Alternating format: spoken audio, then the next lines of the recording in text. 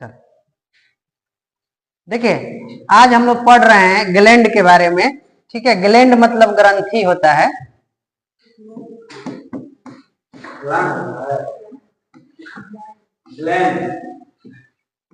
ठीक है, ग्लैंड मतलब क्या होता है? ग्रंथि होता है। तो सबसे पहले हम लोग क्या करेंगे, ग्रंथि किसको यानी ग्लैंड किसको कहते हैं पहले ये समझेंगे। ठीक है, तो इसका एक डेफिनेशन होता है, कोशिकाओं या ऊतकों का वैसा समूह। ठीक है, कोशिकाओं या ऊतकों का वैसा समूह जो या तो एंजाइम का स्राव करे, ठीक है, या हार्मोन का स्राव करे, या दोनों का स्राव करे, उसे हम लोग क्या कहते हैं? ग्रंथि कहते हैं। ठीक है, इनके स्राव करने के आधार पर, स्राव मतलब समझते हैं, कुछ उससे क्या हो, स्रावित हो, निकलना। ठीक है, तो ये जो ग्रंथि होते हैं इसे 3 भागों में हम लोग क्या किया गया है कि बांटा गया है। पहला जो ग्रंथि को बांटा गया उसको हम लोग बोलते हैं अंतःस्रावी ग्रंथि। ठीक है, इंग्लिश इसका होता है इंडोक्राइन, इंडोक्राइन। और दूसरा जो होता है बहिस्रावी ग्रंथि। ठीक है, यानी कि एक्सोक्राइन ग्लैंड। और तीसरा जो होता है मिश्रित स्रावी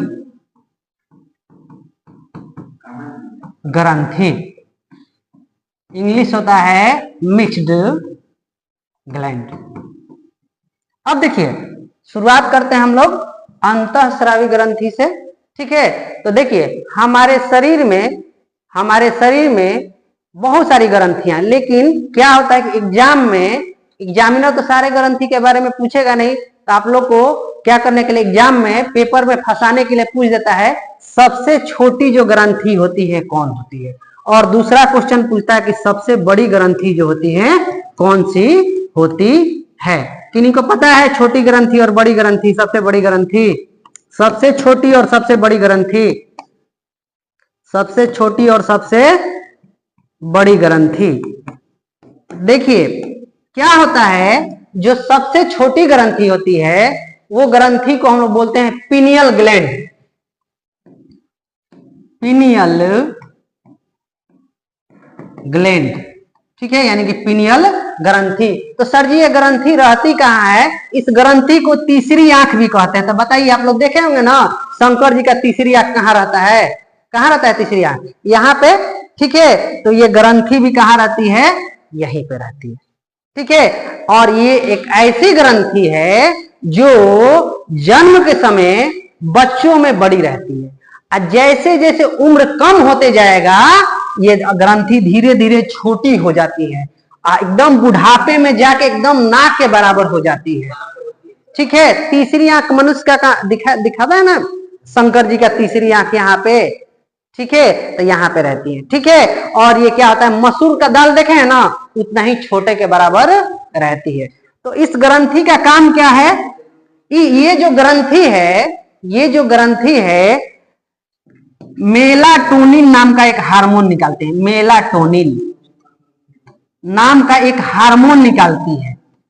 यह हार्मोन क्या करता है? नींद लाता है। यह हार्मोन क्या करता है? आपको नींद लाएगा।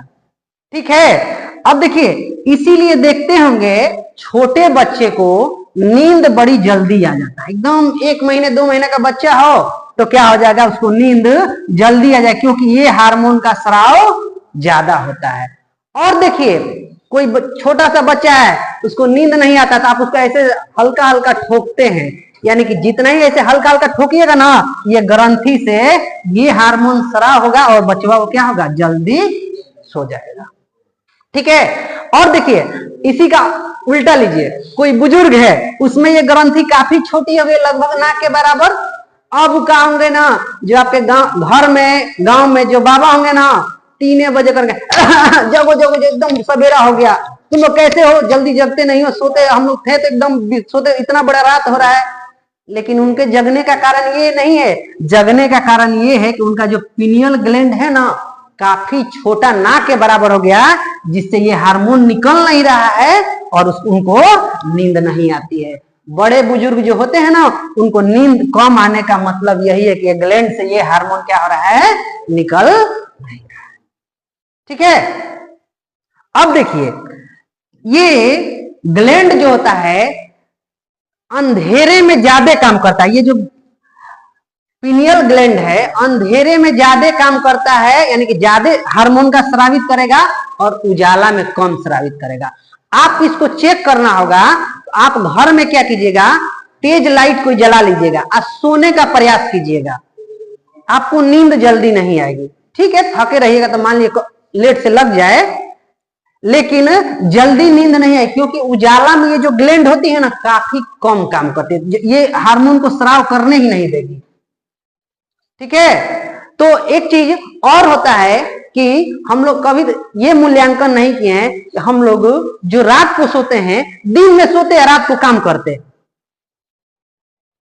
तो देखिए क्या होगा। कोई व्यक्ति है, उसको दिन भर क्या कीजिए, सुलाइए और रात को क्या कीजिए, उसको काम कराइए, उसका सेहत जो है ना डिटोरिएट होने लगेगा, यानी कि सेहत डाउन होने लगेगा। ठीक है, तो सर जी क्यों? क्योंकि दिन में रहता है उजाला और उजाला में वो व्यक्ति को आप सुलाइएगा तो मेलाटोनिन हार्मोन कम स्रावित होगा, उसका बढ़िया से नींद पूरा नहीं होगा और उसका सेहत क्या हो जाएगा, डाउन होगा। और रात को जैसे ही जगाइएगा ना, तो रात को तो जैसे ही अंधेरा मिलेगा और ये ग्रंथि क्या करेगी, मेलाटोनिन हार्मोन निकालने लगेगी और वो चाहेगा कि नींद ले। भाई उसको तो काम करना है, क्योंकि दिन में वो सो चुका है, नाइट ड्यूटी डे ड्यूटी होता है ना, तो इसीलिए उसका सेहत पे क्या हो जाएगा, असर हो जाएगा। और क्या होगा, उसके ये आंख के यहाँ पे है ना, उसको डार्क होने लगेगा। ठीक है, नींद जब पूरी नहीं होती है तो यहाँ पे डार्क होना शुरू हो जाता है। चलिए अब देखिए, जब ये ग्रंथि है हार्मोन स्रावित कर रही है, तो हार्मोन कहाँ पाया जाता है? ठीक है, तो आपका जो रक्त होता है ना, कोई भी हार्मोन आपको टेस्ट कराना है ना, तो जाइएगा लैब में टेस्ट कराने, तो क्या होगा कि आपका ब्लड लिया जाएगा, ब्लड में क्या होगा, हार्मोन रहता है। एक और हार्मोन का आप लोग नाम सुनेंगे, थायराइड हार्मोन। थायराइड सुने हैं, अक्सर सुने हैं, महिलाओं में ज्यादा थायराइड के शिकायत आती है। ठीक है, थायराइड एक ऐसी ग्रंथि है, यहां पे रहती है गर्दन के पास। ठीक है, थायराइड एक ऐसी ग्रंथि है, इसे थायरोक्सिन नाम का हार्मोन निकलता है, थायरोक्सिन। ये हार्मोन जब ज्यादा निकलने लगेगा ना, ये हार्मोन ज्यादा निकलने लगा तो वो महिला ज्यादा मोटी होने लगेंगी। ठीक है, ज्यादा मोटी होने लगेंगी तो क्या होगा, उनमें तरह तरह की बीमारियां आने लगेंगी। और क्या होगा, यदि वो शादीशुदा हैं, उनमें ये थायराइड से ज्यादा थायरोक्सिन हार्मोन निकल रहा है, तो गर्भवती भी नहीं हो पाएंगी। ठीक है, तो क्या होता है, इस फर्स्ट में कोई महिला शादी के बाद जाती है किसी डॉक्टर के पास कंसल्ट कि हम कंसीव नहीं कर रहे हैं, यानी कि हम मां बन नहीं रहे हैं, तो उनका चेक किया जाता है कि थायराइड सही है कि नहीं है। ठीक है, क्योंकि थायराइड ग्रंथि से क्या निकलता है, थायरोक्सिन हार्मोन का स्राव होता है। ठीक है, अरे तो पहले इसका थायराइड कम कीजिएगा तब ना। ठीक है, सबसे पहले क्या कीजिएगा, उसके आपके शरीर में कोई विकार होगा, विकार माने बीमारी, तो उस बीमारी का समाधान कीजिएगा, तभी तो कोई इलाज होगा। अब किसी को फीवर है, आप कहिए तो उससे काम कराएंगे, अरे फीवर के चलते उसको वीकनेस फील होगा तो काम कैसे कर पाएगा। ठीक है, अब देखिए, तो अंतःस्रावी ग्रंथि का परिभाषा देना होगा, तो दीजिएगा कि वैसा ग्रंथि जो हार्मोन का स्राव करती है। किसका स्राव करती है, हार्मोन, यानी कि जिस ग्रंथि से क्या निकलता है, हार्मोन निकलता है, उसे हम क्या कहते हैं, अंतःस्रावी ग्रंथि। जिसका एग्जाम्पल था पिनियल ग्लैंड, थायराइड ग्लैंड, ये सब क्या है, अंतःस्रावी ग्रंथि का एग्जाम्पल है। अब देखिए, जो एक और चीज पूछता है कि वैसी कौन सी ग्रंथि है जिसका सीधे संपर्क ब्लड से होता है।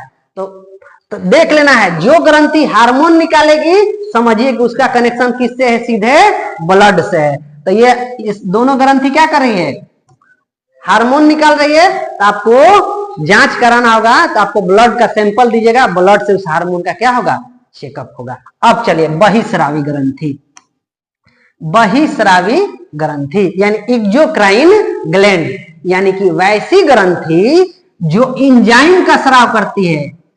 किसका स्राव करती है, एंजाइम का। एंजाइम का पहचान क्या है, नमकीन होता है ना जी, हाँ एंजाइम नमकीन। तो आप लोग सुने होंगे अश्रु ग्रंथि, अश्रु ग्रंथि, लेक्राइमल ग्लैंड, लेक्राइमल ग्लैंड। इससे क्या होता है, आंसू का स्राव होता है, ठीक है, आंसू का। ये ग्लैंड क्या करेगी, आंसू का। और एक चीज और है, पूछता है कि डक्टलेस ग्रंथि कौन सी ग्रंथि है, यानी कि इस ग्रंथि के पास जो होगा ना, एक मिनट रुक, ये जो ग्रंथि होंगी, ये ग्रंथि के पास एक अपना नली होगा, एक अपना नली। इसको ब्लड से कोई कांटेक्ट नहीं होगा। यानी कि आपको एंजाइम का जांच कराना है ना, तो ये ना कि जाके ब्लड निकलवा लीजिएगा, कहिए कि हमको एंजाइम चेक कर दीजिए, तो नहीं, ब्लड से इसका कांटेक्ट रहता ही नहीं है, ठीक है। किसी को टीबी हो गया है, ठीक है, ट्यूबरकुलोसिस एक रोग होता है, टीबी बीमारी। तो क्या होता है, टीबी बीमारी में क्या होता है, ज्यादा म्यूकस आता है, म्यूकस मतलब खंखार आता है। तो किसी को चेक कराना, तो अब उसका क्या होगा, म्यूकस को ले जाकर सैंपल में डाला जाएगा, तब वो बताएगा कि इसको टीबी हुआ है कि नहीं हुआ, ट्यूबरकुलोसिस बीमारी हुआ है कि ना, कि ब्लड से उसको चेक होगा। ब्लड से नहीं पता चलेगा इसको टीबी हुआ है कि नहीं, क्योंकि उसको एंजाइम चेक करना है ना, और एंजाइम ब्लड में रहता नहीं है, ठीक है। तो उसका क्या होगा, म्यूकस, म्यूकस जिसको आप लोग खंखार वगैरह बोलते हैं, उसी को बोलते हैं, ठीक है। इसके लिए क्या होता है, अपना एक स्पेशल नली होता है। और ये क्या होता है, डक्टलेस, यानी कि ये सीधे ब्लड में कांटेक्ट रहेगा, और जो बहिस्रावी ग्रंथि रहेगी, इसको ब्लड से कोई लेना देना नहीं, इसको ब्लड से कोई छुआछूत है ही नहीं, ठीक है। और तीसरी जो ग्रंथि है, ये ग्रंथि क्या करेगी, एंजाइम भी स्राव करेगी और हार्मोन भी, इसीलिए ना मिक्स रखा गया है। ये दोनों तो अलग अलग था, ये है कि हार्मोन निकाल रही है, और ये क्या है, एंजाइम निकाल रही है। लेकिन मिश्रित स्रावी ग्रंथि जो होगी, दोनों निकालेगी, हार्मोन भी और एंजाइम भी, जिसका नाम है अग्न्याशय। का नाम सुने हैं जी, अग्न्याशय। ये दोनों प्रकार की ग्रंथि है, यह अंतःस्रावी भी ग्रंथि है और बहिस्रावी भी ग्रंथि है, यानी कि यह हार्मोन का भी स्राव करेगी और एंजाइम का भी स्राव करेगी, ठीक है। चल अब देखिए एक चीज और होता है, आप हमें बताइएगा कि जो मेमरी ग्लैंड होता है, स्तन ग्रंथि, ये किस तरह की ग्रंथि है।